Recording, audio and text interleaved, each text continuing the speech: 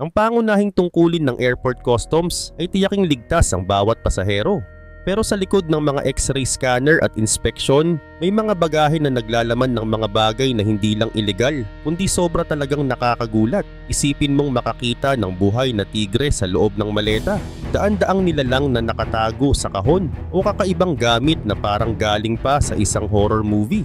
Ano kaya ang nagtutulak sa mga tao na subukang ipuslit ang ganitong klaseng bagay? Kaya naman sa video na ito ay samahan mo ako na alamin ang ilan sa pinaka nakakagulat na bagay na nahuli ng airport customs. Pero bago yan ay pa-like and subscribe naman po. Malaking bagay na yan sa aming mga content creators. Maraming salamat po. At ngayon simulan na natin. Number 12, 600,000 live eels. Noong February 15, 2017, nahuli sa Heathrow Airport sa London ang isang malaking kaso ng pagpupuslit ng hayop. Natuklasan ng Border Force ang mahigit 600,000 na buhay na European glass eels na nakatago sa ilalim ng mga frozen fish. Ang mga ito ay nakalaan sanang ipadala papuntang Hong Kong. Tinatayang may bigat ang mga eels na higit 200 kilograms. At aabot ang halaga nila sa black market ng humigit kumulang 1.2 million pounds. Ang European eel ay kabilang sa mga hayop na nasa listahan ng endangered species, kaya mahigpit na ipinagbabawal ang kanilang illegal na kalakalan. Matapos mahuli, hindi pinabayaan ng mga eels na mamatay. Sa halip sila ay maingat na ibinalik sa Spain, ang bansang pinagmulan. Layunin nitong panatilihin ang kanilang natural life cycle at maprotektahan ang populasyon na patuloy na nababawasan dahil sa overfishing at illegal na bentahan. Kaugnay nito, isang 64-year-old na lalaki mula sa Chessington ang inaresto noong February 23 dahil sa kasong ito. Siya ay binigyan ng bail habang nagpapatuloy ang investigasyon. Ayon sa mga autoridad, ang insidenteng ito ay nagpapakita ng lawak ng operasyon ng wildlife trafficking at ng malaking income na nakukuha ng mga sindikato mula rito. Ang nahuling shipment ay itinuturing na isa sa pinakamalaking kaso ng pagpupuslit ng glass eels mula United Kingdom. Ang ganitong uri ng hayop ay mataas ang presyo sa Asia kung saan sila pinalalaki bago ibenta bilang pagkain. Dahil dito, mas pinagtibay ng mga opisyal ang kanilang pagbabantay upang hindi na maulit ang ganitong uri ng ilegal na gawain. Gayun din naman ang pagkakasamsam ng 600,000 live eels ay nagsilbing mahalagang warning laban sa illegal wildlife trade. Ipinakita nito kung gaano kahalaga ang mahigpit na pagbabantay sa mga airport upang maprotektahan ang mga hayop na nanganganib ng tuluyang mawala. Bukod sa pagpigil sa milyon-milyong kita ng mga smugglers, nakapagsalba rin ito ng napakaraming buhay na bahagi ng kalikasan. Number 11. Live tiger cub drugged and stuffed in a suitcase. Noong August 22, 2010, nagkaroon ng isang nakakagulat na insidente sa Suvarnabhumi International Airport sa Bangkok, Thailand. Isang 2-month-old na tiger cub ang natagpuang buhay, ngunit tila lasing o antok dahil sa gamot. Ang maliit na tigre ay sinadyang ilagay sa loob ng isang malaking maleta na puno ng mga stuffed toy. Isiniksik ito upang magmukhang ordinaryong laruan lamang at hindi mapansin ng mga airport personnel. Ang may dala ng maleta ay isang 31 years old na babae mula Thailand na nakatakdang bumiyahe papuntang Iran. Naging kahina-hinala ang bagahe habang isinasailalim ito sa routine inspection. Sa X-ray screening napansin ng mga opisyal na may kakaibang hugis na hindi karaniwan para sa mga laruan. Nang buksan nila ang maleta, tumambad sa kanila ang isang tunay na tiger cub na nakahandusay sa gitna ng mga stuffed toy. Agad na ipinatawag ang mga tauhan mula sa Department of National Parks, Wildlife and Plant Conservation, pati na rin ang Livestock Development Department upang suriin ang kalagayan ng hayop. Napatunayan na ang tigre ay tinurukan ng pampakalma o antidepressant drugs upang hindi ito kumilos at maging tahimik habang nakatago sa loob ng maleta. Matapos itong mailigtas, agad na dinala ang tiger cub sa isang wildlife rescue center na nasa pangangalaga ng Department of National Parks, Wildlife and Plant Conservation. Isinailalim ito sa medical inspection upang masiguro na ligtas ito mula sa pinsala at para malaman kung ito ay galing sa wild o pinalaki sa captivity. Kumuha rin ng DNA samples upang matukoy ang eksaktong subspecies nito. Ang pagliligtas sa tigre ay nagbigay diin sa matinding pangangailangan ng proteksyon para sa lahat ng species ng tigre na nakalista bilang endangered ng International Union for Conservation of Nature o IUCN. Dagdag pa rito, ang lahat ng uri ng tigre ay sakop ng Appendix 1 ng Convention on International Trade in Endangered Species of Wild Fauna and Flora o CITES na mahigpit na nagbabawal sa anumang legal na kalakalan ng tigre sa global market.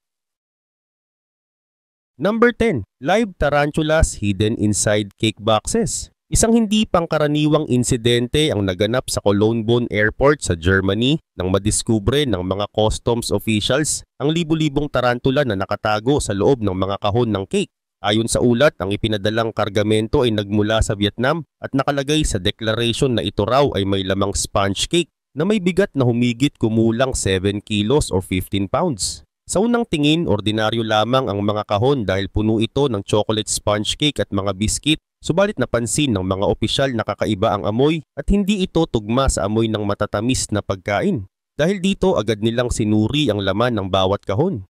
Sa kanilang pagbukas, hindi cake ang natagpuan kundi libu-libong mga live tarantula na isiniksik sa maliliit na plastic containers.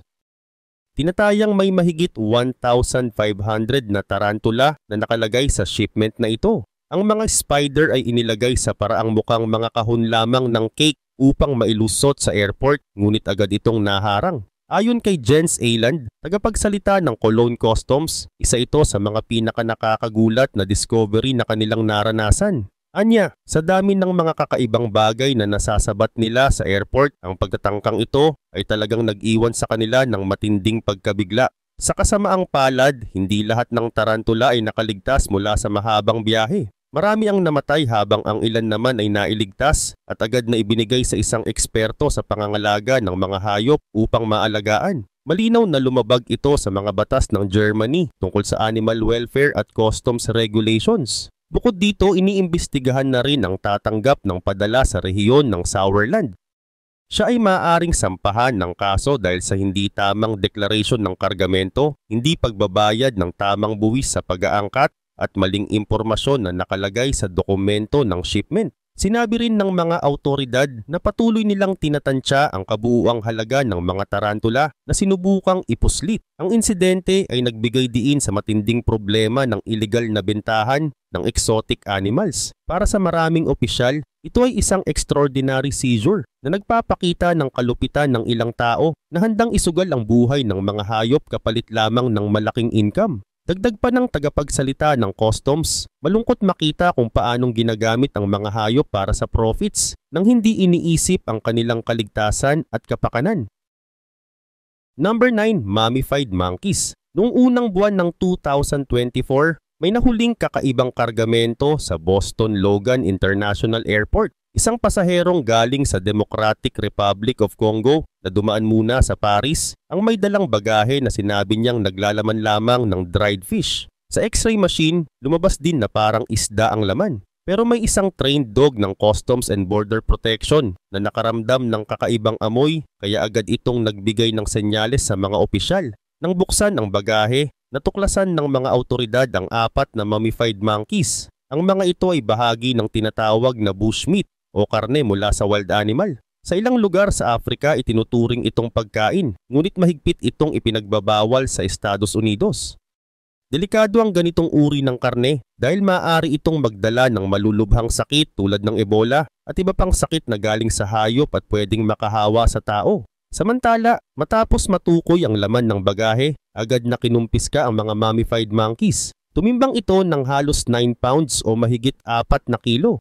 Ayon sa Centers for Disease Control and Prevention, dapat itong sirain o ibalik sa bansang pinagmulan upang hindi makapagdulot ng panganib. Wala namang isinampang kaso laban sa pasahero pero hindi na naibalik ang kanyang mga gamit. Ayon kay Julio Carabia, Area Port Director ng Customs sa Boston, seryoso ang banta ng bushmeat dahil maaari itong magdala ng mga sakit na nakamamatay. Dahil dito, mas pinahahalagahan ng mga autoridad ang kaligtasan ng lahat kaysa sa pagdadala ng ganitong kargamento. Ipinakita rin ng insidente ang kahalagahan ng mga trained dogs at agricultural specialists sa pagprotekta sa bansa laban sa posibleng banta. Kung hindi na-diskubre ang mga mummified monkeys, maaaring may malaking panganib na dala ito sa kalusugan ng publiko.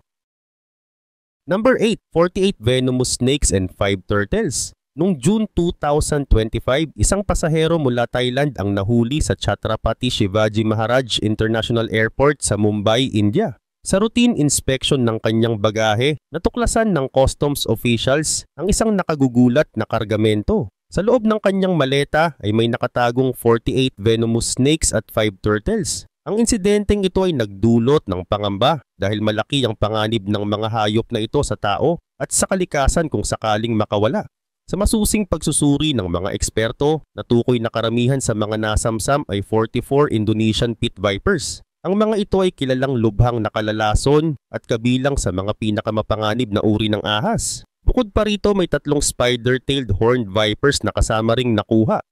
Ang ganitong uri ng snake ay kakaiba dahil ang buntot nito ay parang bait na ginagamit upang makahuli ng mga ibon. Kilala rin ito sa matinding kamandag, kasama rin sa mga natagpuan ng 5 Asian leaf turtles, isang uri ng freshwater turtle na matatagpuan sa iba't ibang bahagi ng Asia at kabilang sa mga protected animals. Matapos ang pagkakadiskubre, agad na kumilos ang mga awtoridad upang matiyak ang kaligtasan ng lahat. Nilagay ang mga hayop sa ligtas na lalagyan at ipinag-utos na sila ay ibalik sa bansang pinagmulan bilang pagsunod sa Wildlife Protection Act. Ang nahuling pasahero na isang Indian national ay nahaharap ngayon sa mabibigat na kaso dahil sa paglabag sa mga batas laban sa iligal na kalakalan ng mga hayop. Ang pagtatangkang magpuslit ng mga hayop gaya ng snakes at turtles ay patunay ng mataas na demand sa black market para sa mga exotic animals. Number 7, disassembled 9mm handgun parts. Noong October 2024, may nahuli sa Newark Liberty International Airport sa Amerika na nagdulot ng malaking pag-aalala. Habang tinitingnan ng mga security personnels ang isang bag sa pamamagitan ng X-ray machine, natuklasan nilang may nakatagong mga parte ng isang 9mm handgun na sinadyang paghiwa-hiwalayin. Sa una, mukha lamang itong ordinaryong gamit pero nang silipin mabuti, nakita ang mga bahagi ng baril na itinago para hindi agad matuklasan. Ang frame ng baril ay nakita sa loob ng isang boot at binalot pa ng medyas para mas maitago. Ang slide recoil spring at magazine na may lamang 12 bullets ay isiniksik naman sa loob ng kahon ng laruan na puno ng plastic pieces. Dahil dito malinaw na sinubukan ng may-ari ng bag na lokohin ang mga tauhan ng airport at ipuslit ang baril ng hindi nahahalata. Nang mabunyag ang nilalaman ng bag, inaresto ang lalaking nagmamay-ari nito na mula sa Mississippi. Sinabi niya na laruan lamang ang dala niya at kalaunan ay idinahilan na hindi sa kanya ang baril kundi sa kanyang kapatid. Gayunman, napatunayan na totoo ang mga bahagi ng baril at maaari itong buuin. Dahil dito nakita ng mga awtoridad ang malaking banta sa kaligtasan kung sakaling nakalusot ito at nakasakay sa eroplano. Number 6. Seahorses in a suitcase. Isang insidente ng wildlife smuggling ang nangyari sa Berlin-Brandenburg Airport sa Germany noong May 2024. Nahuli ng mga customs officer ang isang lalaki na may dalang maleta. Sa loob nito ay may styrofoam box na naglalaman ng 20 dead seahorses at ilan sa mga ito ay buntis pa. Inamin ng lalaki na binili niya ang mga ito mula sa Vietnam sa halagang 5 euros bawat isa. Plano raw niyang ipakita ang mga ito ngunit wala siyang maipakitang permit para sa pag-angkat. Dahil dito, agad na kinumpiska ng mga opisyal ang mga seahorses. Ayon sa German Customs, ang seahorses ay kabilang sa Appendix B ng European Union Wildlife Trade Regulation. Ibig sabihin hindi sila maaaring ilabas o ipasok sa bansa ng walang tamang papeles. Ang sino mang mahuli ay maaaring pagmultahin ng hanggang 50,000 euros. Ang insidenteng ito ay ipinasa sa Federal Agency for Nature Conservation para sa karagdagang aksyon. Pero hindi ito ang unang beses na nasabat ang ganitong uri ng hayop. Batay sa pag-aaral, tinatayang halos 5 million na dried seahorses ang nakumpiska mula 2010 hanggang 2021. Ang kabuuang halaga nito ay humigit kumulang 29 million Canadian dollars. Ang mga kaso ay naitala sa 62 na bansa. Kadalasan ang mga seahorses ay nadidiskubre sa airport luggage at sea cargo. Gayun din naman ayon sa mga eksperto, ito ay maliit na bahagi lamang ng mas malaking problema. Mas marami pang seahorses ang naipupuslit ngunit hindi natutuklasan ng mga awtoridad. Karamihan sa mga nahuhuli ay dried seahorses na ginagamit sa traditional medicine. May ilan ding ginagamit bilang souvenir o decorations. Dahil dito malakas pa rin ang demand sa merkado at patuloy ang operasyon ng mga smuggler.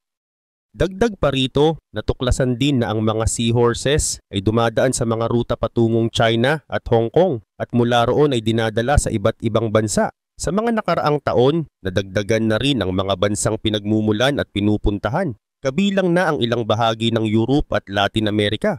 Sa average price na 7 Canadian dollars bawat isa, umaabot sa milyon-milyong halaga ang kinikita mula sa iligal na kalakalan. Mahalaga ring tandaan na ang pagkawala ng mga seahorses ay may masamang epekto sa kalikasan. Ang seahorses ay bahagi ng balanse ng dagat. Kumakain sila ng maliliit na hayop na mahalaga rin sa food chain. Kapag patuloy silang naubos dahil sa smuggling, maapektuhan ang marine ecosystem. Ito ang dahilan kung bakit mas pinaghihigpitan ng mga batas laban sa wildlife trafficking.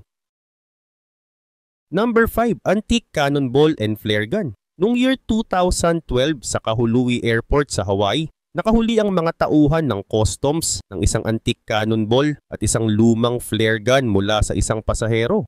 Nakita ang mga ito sa x-ray machine at agad na kinumpiska dahil itinuturing na delikado. Kahit luma na, ang ganitong uri ng kagamitan ay bawal pa ring isama sa hand carry ng pasahero dahil maari itong magdulot ng panganib. Ang antique cannonball ay isang uri ng lumang bala na ginagamit noon sa mga kanyon. Karaniwang gawa ito sa bakal at mabigat dalhin. Sa panahon ng digmaan, ito ay bahagi ng mga malalakas na armas na ginagamit upang wasakin ang mga estruktura at depensa ng kalaban. Kahit sa kasalukuyan ay hindi na ito ginagamit, nananatili itong peligroso dahil sa bigat at tibay nito.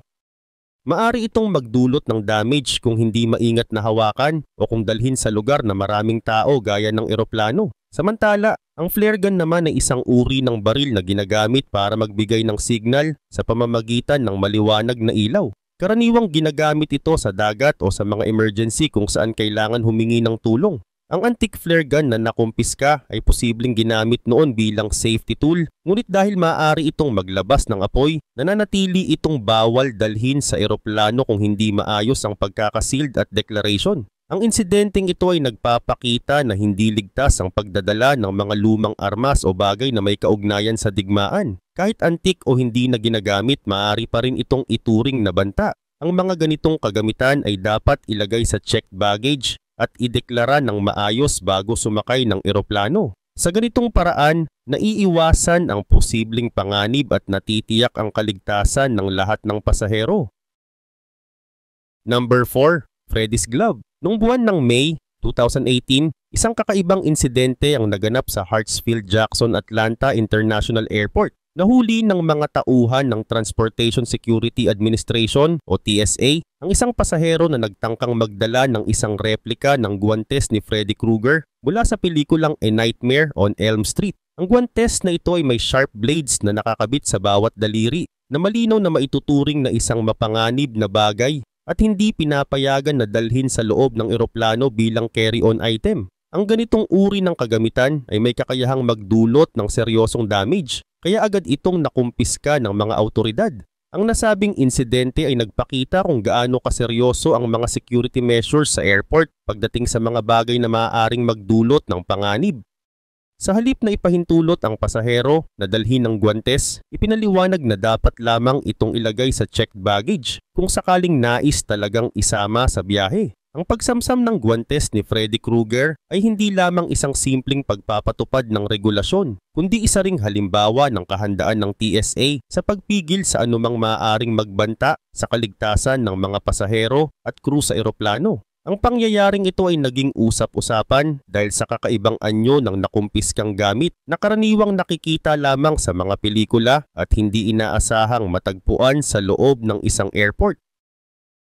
Number 3. Shingleback Lizard. Ang shingleback lizard ay isang uri ng lizard na matatagpuan sa Australia. Kilala rin ito bilang bobtail or sleepy lizard. Madali itong makilala dahil sa thick scales, maiksi at matabang buntot at kulay blue na dila. Karaniwang ginagamit ng hayop ang dila upang takutin ng mga predators. Sa kabila ng pagiging mahalaga sa kalikasan, madalas itong nagiging biktima ng illegal trade dahil maraming tao ang nais gawing alaga ang kakaibang uri ng lizard na ito. Dahil dito, isa ito sa mga hayop na madalas masamsam ng mga customs sa mga airport. Isang kilalang kaso ang natuklasan ng matagpuan ng isang shingleback lizard na buhay pa, ngunit nakatago sa loob ng isang powdered drink can. Ang hayop ay nakabalot sa medyas at may duct tape sa mga paa at buntot upang hindi makagalaw.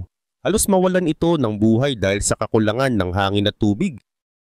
Ang ganitong paraan ng pagpupuslit ay nagpapakita ng kalupitan sa mga hayop at ng kagustuhan ng mga smugglers na kumita sa pamamagitan ng black market. Sa tuwing may nadidiskubre na ganitong insidente, laging nalalagay sa peligro ang buhay ng mga hayop at nagkakaroon din ng epekto sa kalikasan.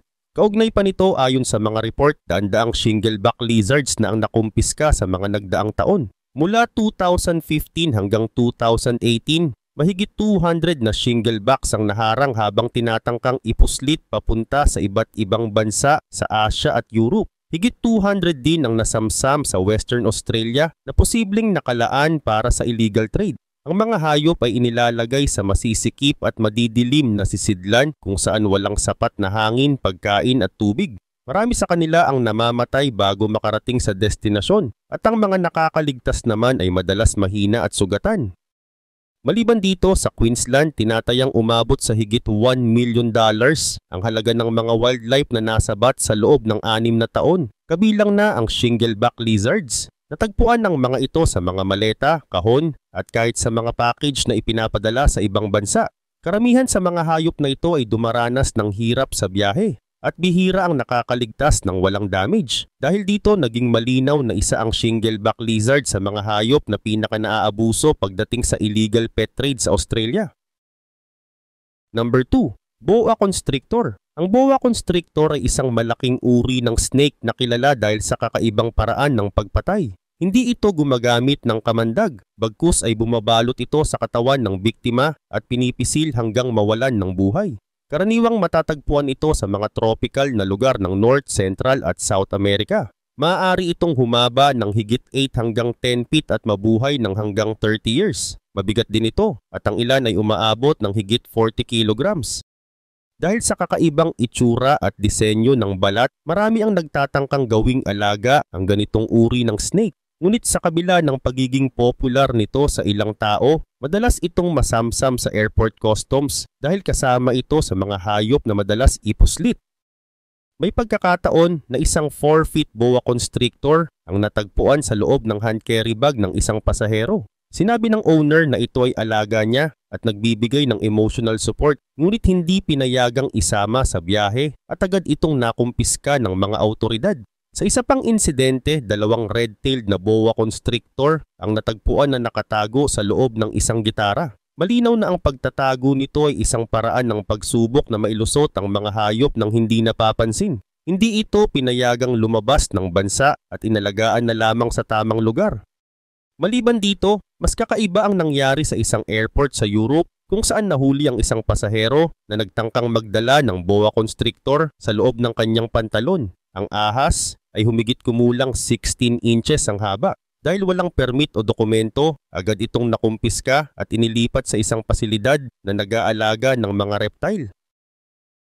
Number 1, Shark in a Jar. Noong 2020, nagkaroon ng kakaibang pangyayari sa Syracuse Hancock International Airport sa New York. Nahuli ng mga tauhan sa seguridad ang isang garapon na may lamang patay na baby shark. Ang maliit na hayop na ito ay nakalubog sa isang liquid na hindi ordinaryong tubig, kundi isang kemikal na ginagamit para ma-preserve ang katawan nito. Dahil sa kemikal na kasama ng shark, hindi ito pinayagang makalusot sa checkpoint ng airport. Itinuturing kasi itong delikado at maaring magdulot ng panganib kapag nadala sa loob ng eroplano. Dahil sa insidenteng ito, nakasama ang jar na may lamang shark sa listahan ng mga pinakakakaibang bagay na na-confiscate sa airport security para sa taong iyon. Hindi lang armas o bawal na gamot ang binabantayan, kundi pati mga bagay na maaaring magdala ng panganib, tulad ng mga kemikal na hindi pinapahintulutang isakay sa eroplano. Ipinaliwanag din ng mga awtoridad na kung nais magdala ng isda sa eroplano, pinapayagan ito basta ito ay nabubuhay at nakalagay sa lalagyan na may tubig. Ito ay ligtas at walang dalang panganib, ngunit ang pagdadala ng patay na hayop na nakalubog sa isang kemikal ay malinaw na labag sa mga policy, kung kaya't kinumpiska ang naturang jar at hindi pinayagan ng pasahero na dalhin ito sa biyahe.